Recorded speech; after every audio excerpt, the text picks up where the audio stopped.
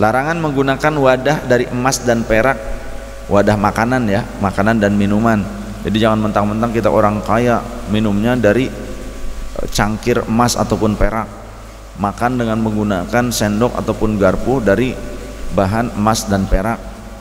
Jangan begitu, walaupun kita orang kaya. Wa an Anas radhiyallahu anhu qala, dan riwayatkan dari sahabat Anas bin Malik radhiyallahu anhu, beliau berkata, hadaratis salatu faqama man kana qaribad dari ila ahlihi. Ketika waktu salat sudah tiba, hadaratis salatu, ketika waktu salat sudah tiba, faqama man kana qaribad dari ila ahlihi, maka orang-orang yang rumahnya dekat berdiri dan pulang untuk berwudu di rumahnya. Wa baqiya qaumun fa utiya Rasulullah sallallahu alaihi wasallam bi miqdabin min hijaratin. Sedangkan sebagian orang tetap tinggal di tempat, yakni di masjid maksudnya. Lalu fa utiya Rasulullah sallallahu alaihi wasallam bi miqdabin min hijaratin. Rasulullah disediakan, dibawakan kepada Rasulullah sebuah wadah air yang terbuat dari batu. Wadah air yang terbuat dari batu. Fasaghural miqdabu, tetapi wadah itu terlalu kecil. Ayyab sutafihi kaffahu, terlalu kecil wadah air tersebut bagi telapak tangan Rasul sallallahu alaihi wasallam untuk memasukkannya. Fatawaddu al-qaumu kulluhum, akhirnya semua orang berwudu justru dari tempat itu. Anehnya, qalu, mereka semua kemudian bertanya,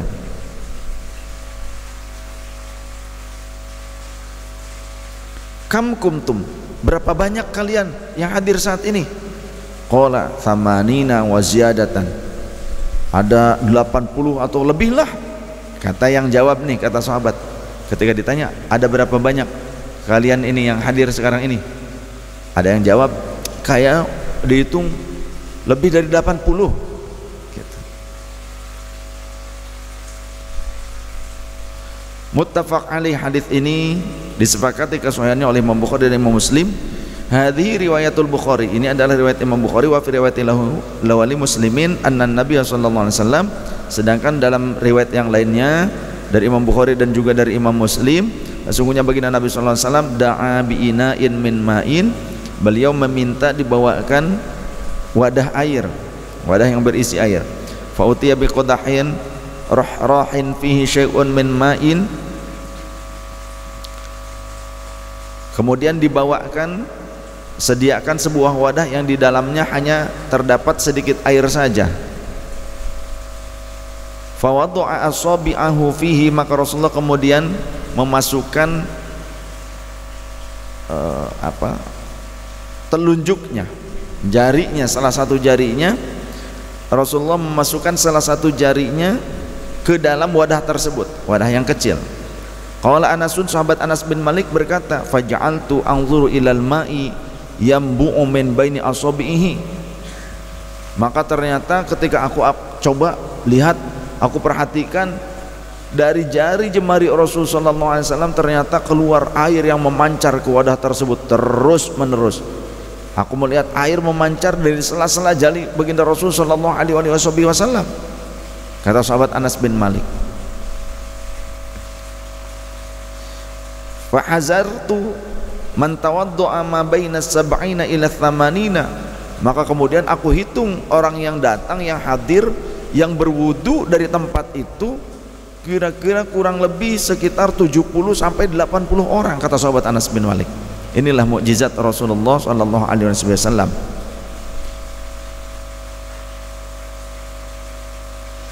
Dari hadis ini juga faidahnya,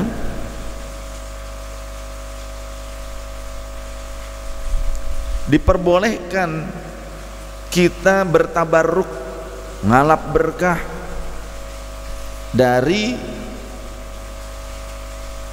air yang disentuh oleh orang yang soleh. Jadi para sahabat sampai-sampai juga mereka terus berebutan, gantian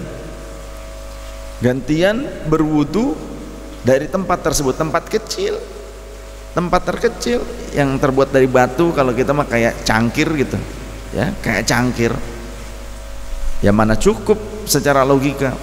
Tapi ketika Rasulullah mencelupkan tangannya ke dalam air itu, terus gak henti-hentinya air itu ngocor.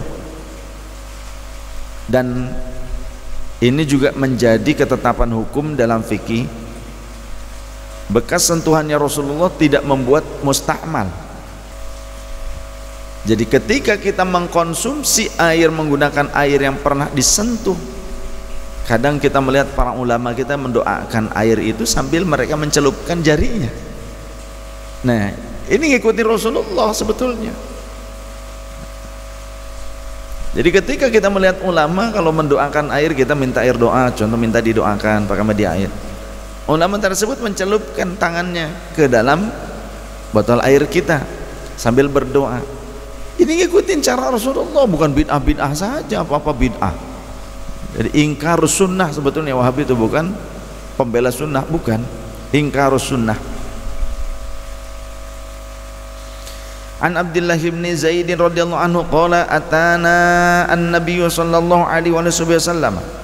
Dari Abdullah bin Zaid radhiyallahu anhu, ia berkata bahwa Nabi sallallahu alaihi wasallam pernah datang kepada kami, fa akhrajna lahu ma'an fi taurin min sufrin fatawaddaa.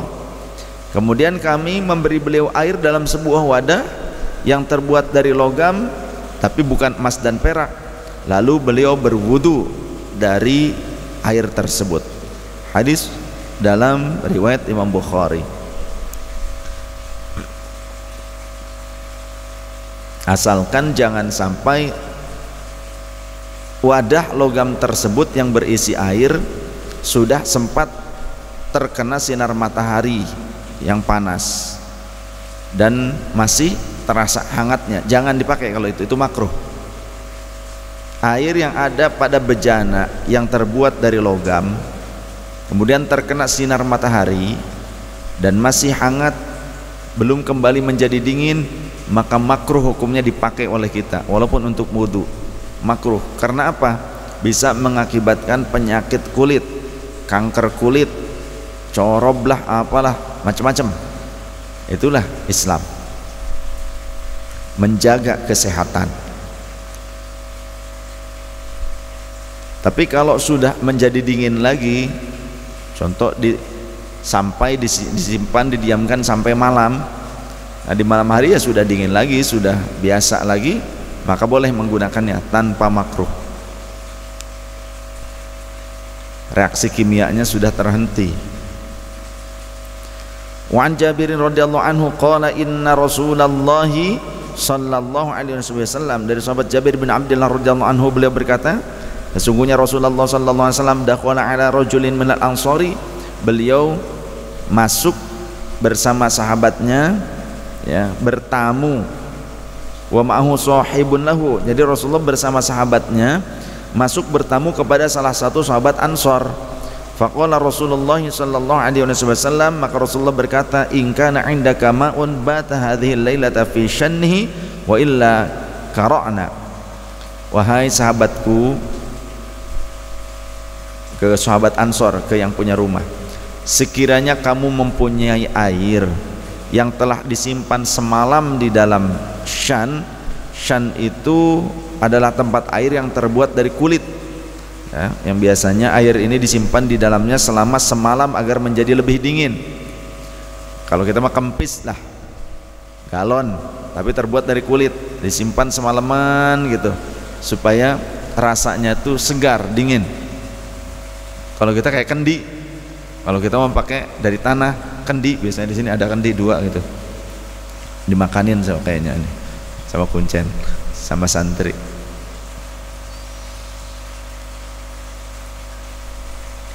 Rasulullah ternyata juga meminta hal itu. Kalau kita mah di kendi gitu, pakai air kendi, dan Rasulullah meminta air yang sudah disimpan 1 malam di dalam shan. Bahannya kalau itu kulit, kalau kita dari tanah, sama saja, nggak apa-apa.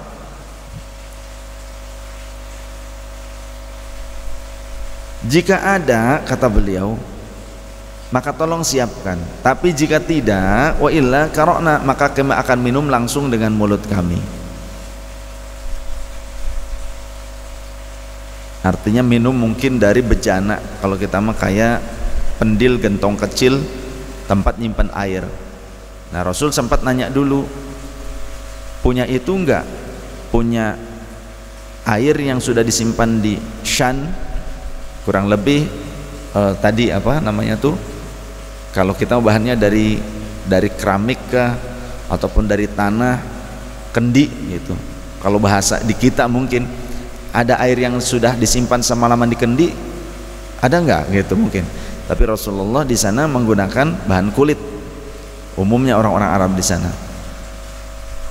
Jadi kalau kita minum dari kendi, airnya air jernih, air mineral kah, air yang matang, dimasukkan ke dalam kendi, kemudian disimpan, ditutup rapat, disimpan semalaman gitu, besoknya dikonsumsi, itu bagus, bagus. Keluarga saya sebetulnya masih pakai, Pak D saya tuh masih pakai, beliau nggak mau buang tuh, selalu memakainya. Jadi disimpan semalaman, nanti besoknya diminum, itu bagus. Nah, kata Rasul, kalau memang tidak ada air kendi, ya sudah, kami akan minum dari air ini aja yang ada di gentong. Kalau dulu nyimpan di gentong kan. Rawahul Bukhari. Wa an Hudzaifah radhiyallahu anhu qala, dan dari Sayyidina Hudzaifah radhiyallahu anhu qala, beliau berkata, innan nabiyya sallallahu alaihi wasallam nahana 'anil hariri wad dibaji wa syurbi fi aniyati dhahabi wal fiddati. Sesungguhnya baginda Nabi sallallahu alaihi wasallam nahana, melarang kami, 'anil hariri, dari menggunakan sutra, maksudnya untuk kaum laki-laki,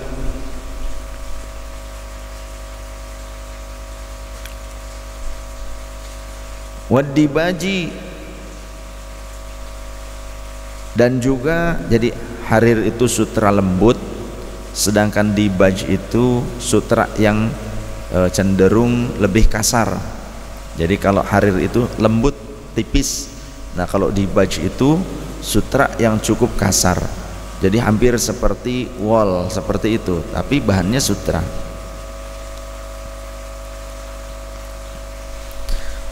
Wasyurbi fi aniyatid dhahabi, dan minum dari wadah yang terbuat dari emas, wal fiddati, dan ataupun dari perak. Wa qala hiya lahum fid dunya wa hiya lakum fil akhirati. Kata Rasulullah sallallahu alaihi wasallam, barang itu untuk orang-orang kafir di dunia, dan kelak di akhirat akan menjadi milik kalian. Makanya di dalam doa kamilin, doa selesai tarawih gitu kan, bi akwabi wa abariq wa ka'sim min ma'in gitu. Jadi ada doa, wa min ta'amil jannati akilin, dan semoga kami diberikan makanan surga gitu. Wa min ta'amil jannati akilin, wa min labanin wa asalin musaffan syaribin, dan semoga kami disuguhkan nanti di akhirat, diperkenankan untuk meminum susu, kemudian juga madu gitu. Menggunakan apa? Bi akwabi wa abariq wa ka'sim min ma'in ma'al ladzina an'amta 'alaihim minan nabiyyin siddiqin syuhada wal arifin. Menggunakan wadah-wadahan yang indah, yang terbuat dari perhiasan-perhiasan, dari permata, dari emas, perak. Itu nanti di akhirat untuk orang yang beriman. Tapi kalau di dunia jangan makan dan minum dengan menggunakan wadah yang terbuat dari emas dan perak. Nanti hilang lah, susah lagi, mahal ya. Susah, wong hilang cincin aja 1 gram aja udah kelabakan, apalagi ini lodor. Tahu lodor? Piring panjang, piring lebar, terbuat dari emas. Oh, kalau hilang mah digondol orang, ya Allah, stres, bisa stroke nanti, mati. walaupun aman safety sekalipun ya tetap nggak boleh, jangan. Karena apa? Mengandung kesombongan. Jadi Allah dan Rasulullah tidak suka jika umat muslim sombong, jangan ya. La yadkhulul jannata man kana fi qalbihi mithqala dzarratin min kibrin, kata Rasul. Tidak akan dibiarkan masuk surga orang yang dalam kalbunya masih terdapat kesombongan walaupun sebesar semut hitam, sebesar butiran pasir. Jangan.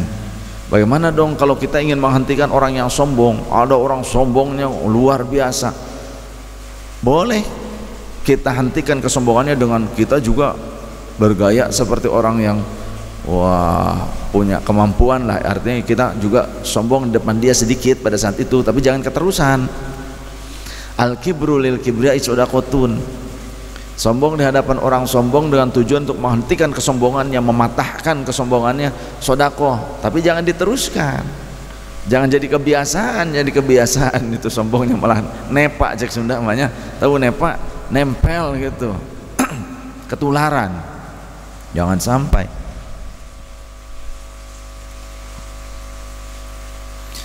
Lantas laki-laki apakah total tidak boleh menggunakan sutra?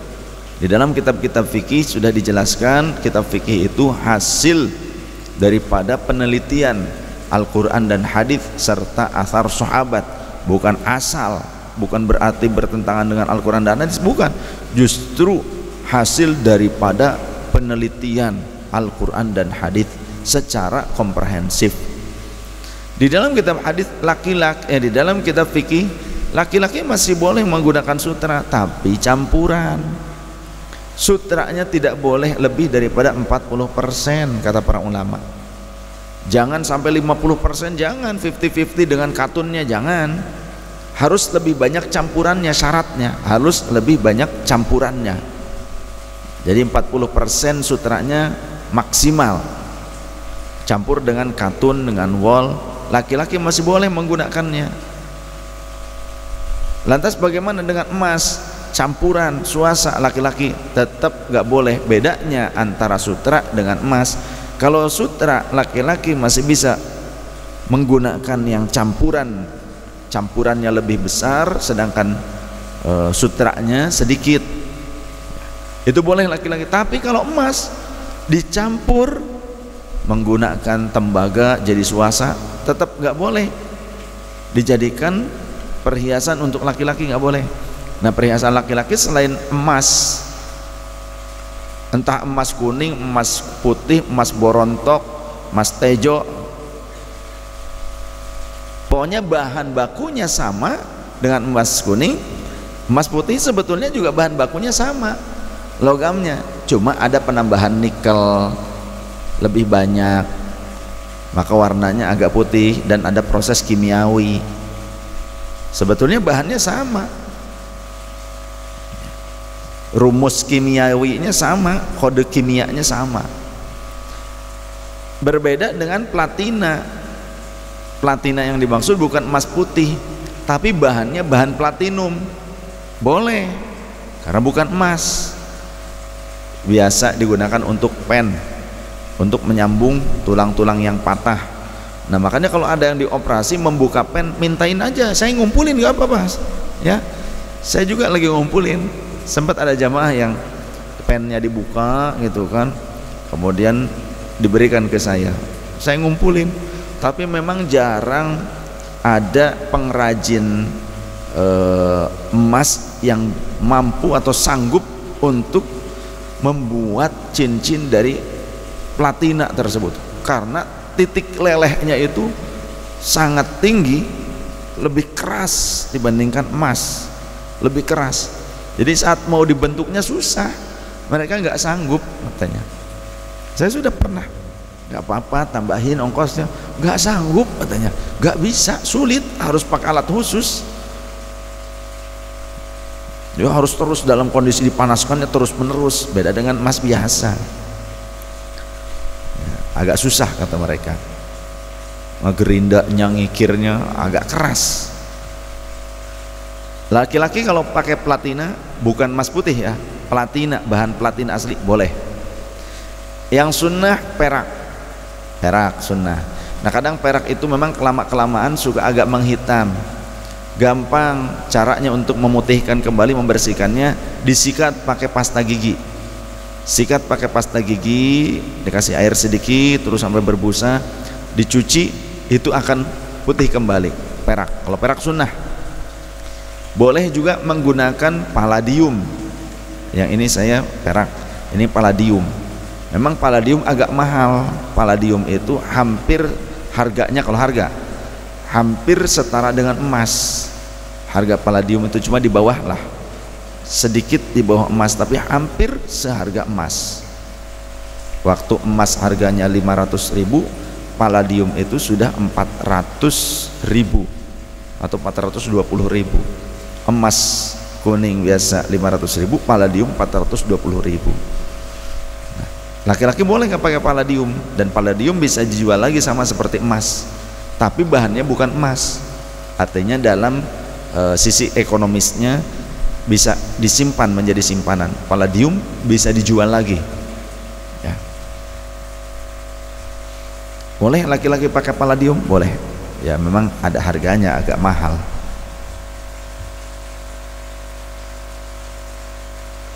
Laki-laki pakai cincin tembaga boleh? Boleh. Cincin kuningan boleh? Boleh ya. Bagaimana kalau pakai permata laki-laki cincinnya? Blue safir. Permata justru sunnah, karena Rasulullah SAW mempunyai cincin, ada yang tanpa permata, ada yang menggunakan permata. Permata Habasyah, permatanya agak gelap, kehitaman. Ternyata menurut ahli tarikh yang dimaksud permatanya Rasulullah itu adalah berlian hitam. Jadi Rasulullah menggunakan berlian hitam, tapi batangnya perak. Yang satu tidak ada permatanya, karena itu buat stempel Rasulullah gitu. Tapi yang stempel ini di masa sahabat Utsman menjadi khalifah, jatuh ke sumur, hilang, tidak bisa temukan lagi. Wasilah cara Allah supaya jangan sampai ada orang yang aku jadi nabi nantinya gitu. Masuk ke sumur, nyemplung, nggak bisa ditemukan lagi. Itu cincinnya Rasul yang stempel tuh. Nah Rasulullah menggunakannya di mana? 2 jari, entah jari yang manis ataupun jari yang ini. Jari apa nih? Jari asin. Ini jari manis, ini jari asin. Kan buat ngupil sih soalnya kan, buat ngorong itu, buat gini-gini makan gitu kan. 2 jari ini. Nah kalau 3 jari ini makruh justru, atau khilaful aulia, meninggalkan keutamaan. Kalau 3 jari yang ini kita pakai cincin di 3 jari ini, bagusnya di 2 jari ini, entah kanan ataupun kiri ya, entah kanan ataupun kiri. Set, bukan gini, bukan ya, bukan gini gitu, tapi gini, set gitu kan. Ini kode beda lagi ya, gitu kan. Kalau metal kan gini kan ya, kayak gimana ini ya, tuh riweh gitu. Ini begini gitu, set gitu. Jangan di kaki, jangan memasang cincin di kaki, nggak ada kerjaan, lengit deh dah, liar. Sunnah ya, sunnah laki-laki pakai cincin perak ada permatanya, sunnah. Makanya bagi teman-teman yang mau beli, boleh cicilan ke Pak Mohyono. Itu juragan permata beliau. Waduh, pengusaha luar biasa. Ada yang blue safir, berlian laki-laki boleh, silahkan, asal jangan dapat nyolong, jangan hasil nyolong ataupun minjem dari orang nggak dibalikin. Itu berlian boleh. Kemudian juga menggunakan permata-permata yang lainnya silahkan, boleh laki-laki. Wa an Ummi Salamah radhiyallahu anha anna Rasulullah sallallahu alaihi wasallam qala, diriwayatkan dari Ummi Salamah radhiyallahu anha, sesungguhnya Nabi sallallahu alaihi wasallam bersabda, alladzi yashrabu fi aniyatil fiddati, orang-orang adapun orang yang meminum atau minum air dari wadah yang terbuat dari perak, innama yujarjiru fi batnihi nar jahannama, sesungguhnya ia telah mengobarkan api neraka jahanam di dalam perutnya. Muttafaq alaih. Wa fi riwayatin li muslimin, sedangkan dalam riwayat Imam Muslim kalimatnya, innal ladzi ya'kulu aw yashrabu fi aniyatil fiddati wadh-dhahabi, sesungguhnya orang yang makan dan minum ataupun minum dari wadah yang terbuat dari perak ataupun emas. Wa fi riwayatin lahu man syariba fi ina'in min dhahabin aw fiddatin, dalam riwayat yang lainnya dari Imam Muslim, siapa yang minum dari wadah yang terbuat dari emas ataupun perak, fa innama yujarjiru fi batnihi naron min jahannama, sesungguhnya ia telah mengobarkan api neraka di dalam perutnya. Artinya haram, sampai derajatnya haram, tidak boleh makan ataupun minum dari wadah yang terbuat dari emas perak, termasuk menggunakan garpu ataupun sendok untuk makan yang terbuat dari emas ataupun perak. Kalau punya saja tapi enggak dipakai untuk makan minum, bagaimana? Disimpan sebagai aset saja boleh. Barangkali punya peninggalan Fir'aun, ya, barangkali cucu Fir'aun gitu, buyut Fir'aun, turunan Fir'aun, jadi masih ada peninggalan dari kakek moyang yang tercinta Fir'aun laknatullah. Disimpan ya nggak apa-apa, biarin aja. Atau memang turunan Korun kan punya emas banyak tuh, punya, disimpan, tidak digunakan untuk makan dan minum, nggak apa-apa. Saya juga menerima kok hibah pemberian, barangkali ada yang punya emas berupa cangkir, gelas, piring, kalau mau diberikan ke saya, tapi mimpi ya tapi bisa jadi ada yang ngasih, bisa saja, tapi nggak gede, tipis segede kuku doang. Bisa saja gitu dibuat bentuk seperti itu ya, karena juga kan ada liontin Ka'bah dari emas itu kan, tapi sebesar kuku doang kan, ada itu juga ya, dikasihin ya nggak apa-apa, diterima. Saya nggak akan nolak, yakin, tenang, saya tidak akan menolak pemberian Anda.